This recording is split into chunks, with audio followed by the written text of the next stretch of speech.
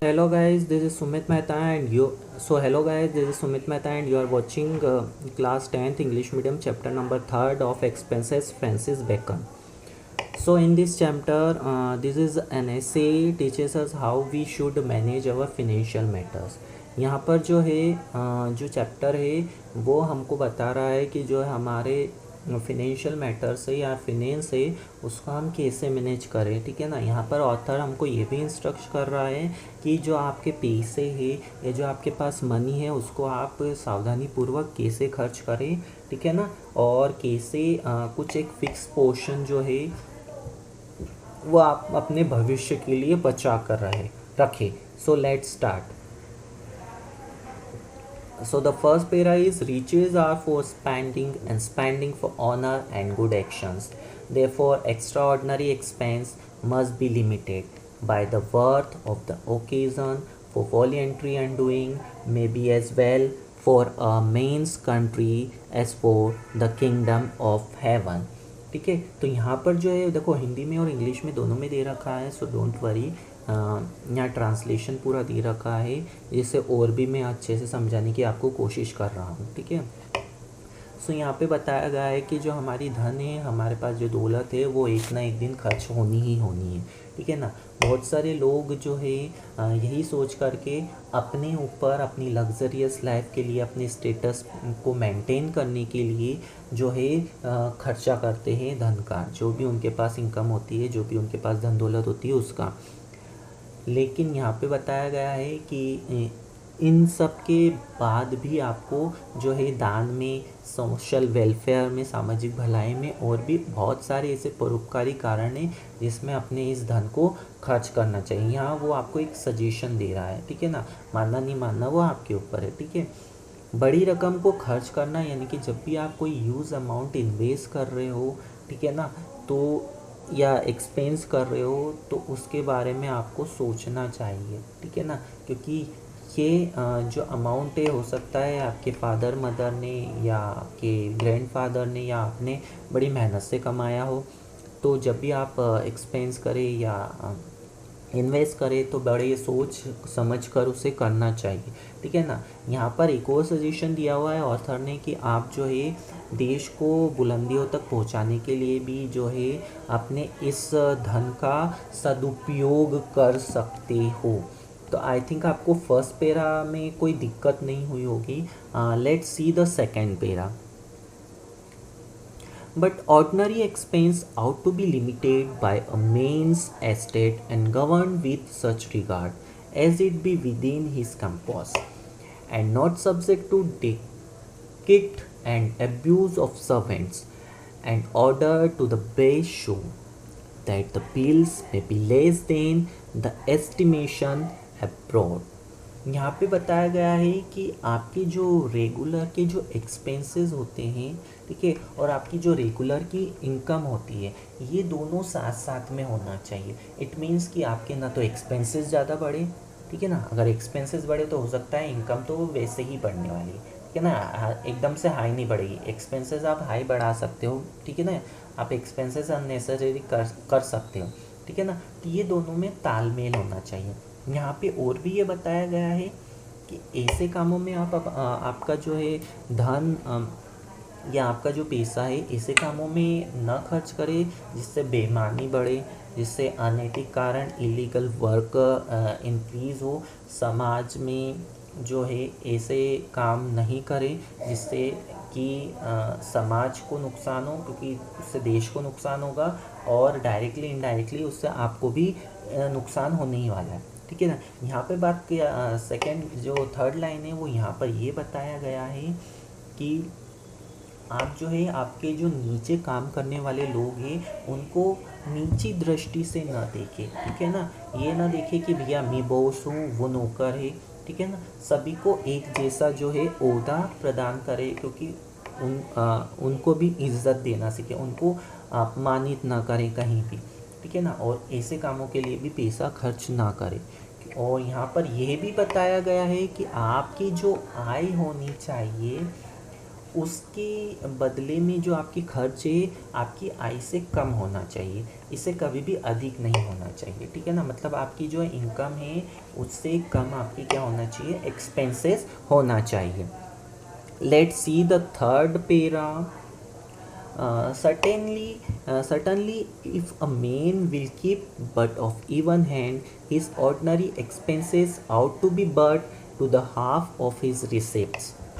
And if he think to wax rich, but to the third part, it is no baseness for the greatest to descend and look into their own estate। ठीक है, अब यहाँ पे बताया गया कि भैया कैसा क्या हो। ठीक है ना, तो आपका जो एक्सपेंस हो वो आपकी आय का या आपकी इनकम का हाफ हो।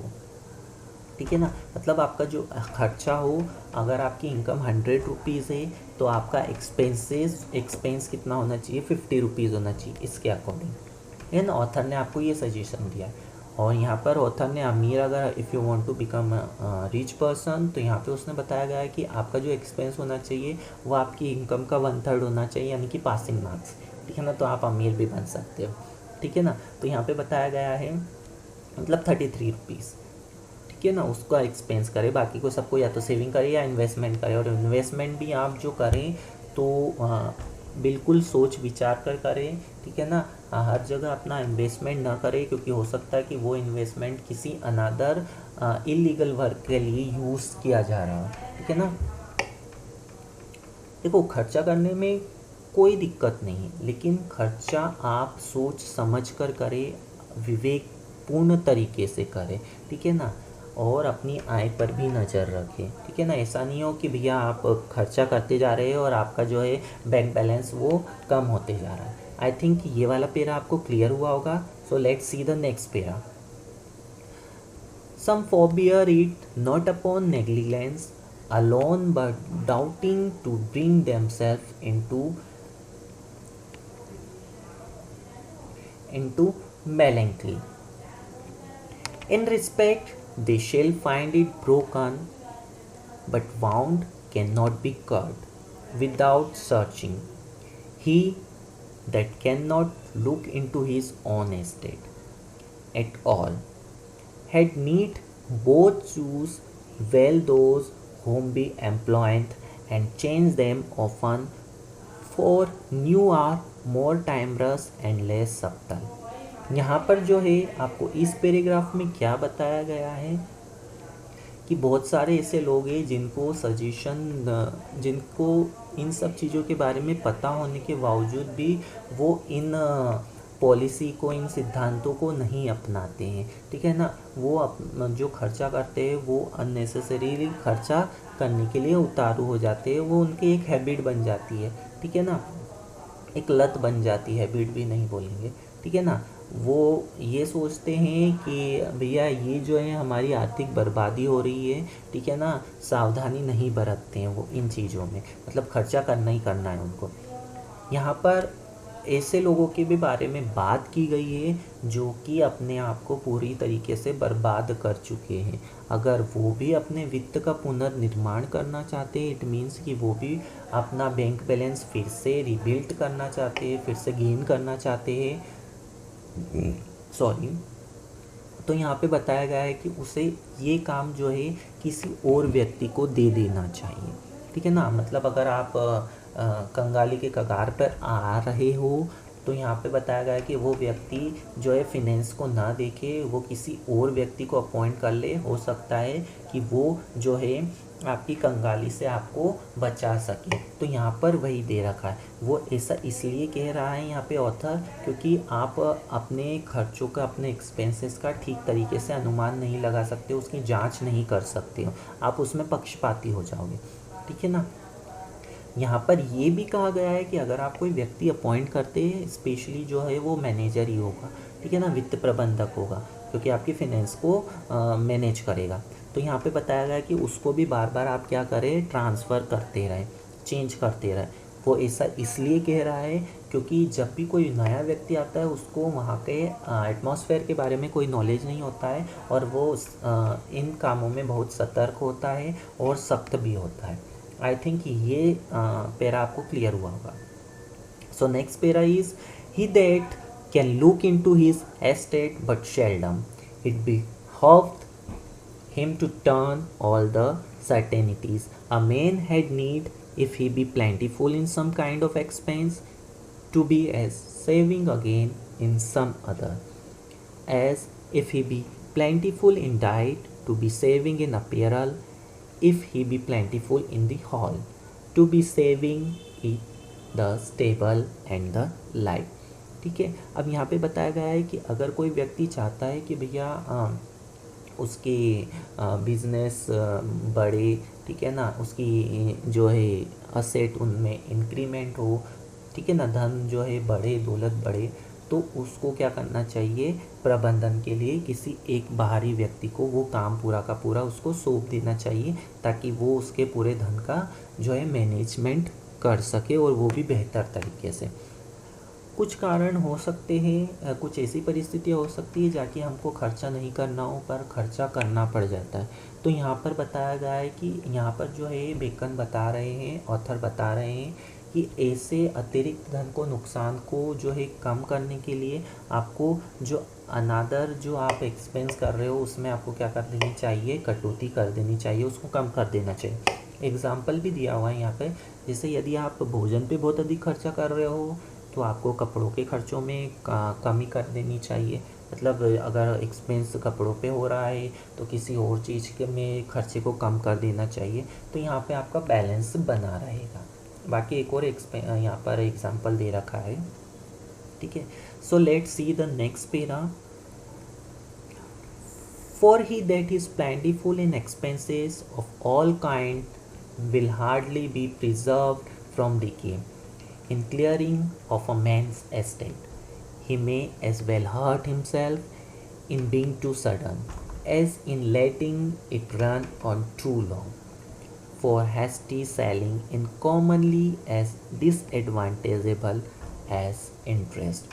ठीक है, अब यहाँ पे बताया गया है कि जो व्यक्ति संयम से काम नहीं करता, पेशेंस से काम नहीं करता है, तो वो क्या करता है, परेशानियों को इनवाइट कर लेता है। और क्या होता है उसका नतीजा कि उसके पास जो कुछ भी बचा होता है उसको हो सकता है कि बेचना पड़े, ठीक है ना। क्यों बेचना पड़े, क्योंकि भैया उधारी मांगने वाले आ चुके हैं, उसको अपनी संपत्ति को बेचना पड़े, ठीक है ना, और भी बहुत सारे काम उसको करना पड़े, तो ये उसके लिए क्या होगा, हानिकारक होगा। आगे और भी इसके बारे में बात की गई है। सो लेट्स सी,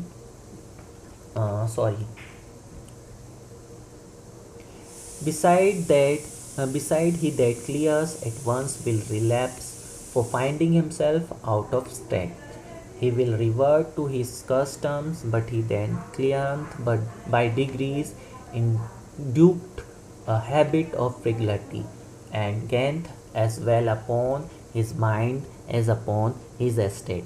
ठीक है ना। अब यहाँ पर देखो दो बातें की गई है कि जो व्यक्ति कर्ज में डूबा हुआ है और जिसने जो है अपने कर्जों को ख़त्म कर दिया है, मतलब कोई उधार मांगने वाला अब उससे कोई उससे पैसा मांगने वाला नहीं है, मतलब जिस व्यक्ति ने जिससे उधार लिया है उसको वो सब कुछ चुका चुका है।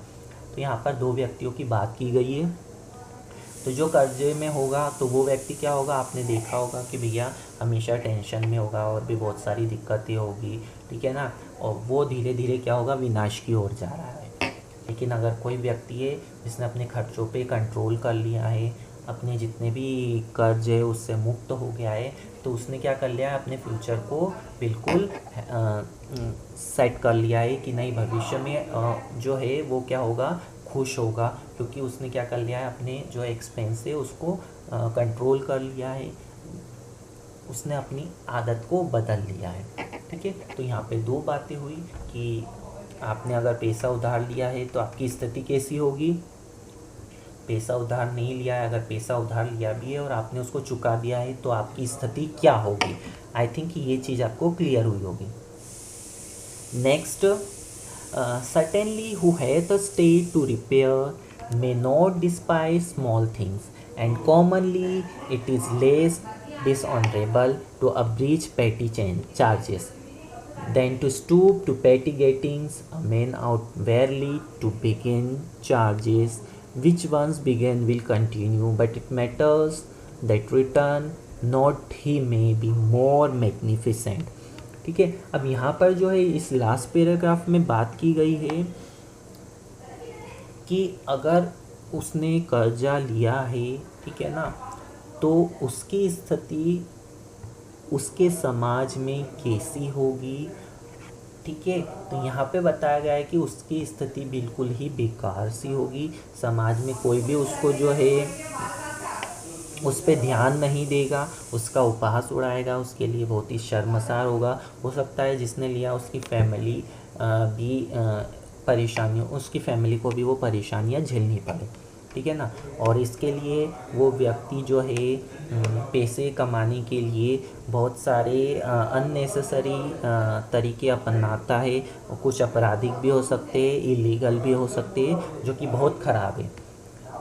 और अगर कोई व्यक्ति जो कि उसने शुरू से ही कि अगर मैं उधार लूँगा, अगर नहीं चुका पाया तो मेरी समाज में क्या स्थिति होगी, अगर उसके बारे में सोचता है तो वो व्यक्ति जो है अपनी इनकम के अकॉर्डिंग कम खर्चा करेगा, उधार नहीं लेगा। ठीक है ना, एक कहावत भी है कि जितनी चादर हो उतने ही पैर फैलाए। तो ये यहाँ पर चरितार्थ होती है, ये कहावत यहाँ पर सही सिद्ध होती है, और वो समाज में क्या होगा, सम्मान का पात्र होगा, मतलब उसको कोई भी ऐसी दृष्टि से नहीं देखेगा। ठीक है, आई थिंक चैप्टर आपको क्लियर हुआ होगा। ऑफ एक्सपेंस, इसमें जो है बैकन हमको हमारे अननेसेसरी खर्चों को कम करने के लिए हमको प्रोत्साहित कर रहे हैं कि आप अपने खर्चों को कम करें। ठीक है, okay, thank you very much.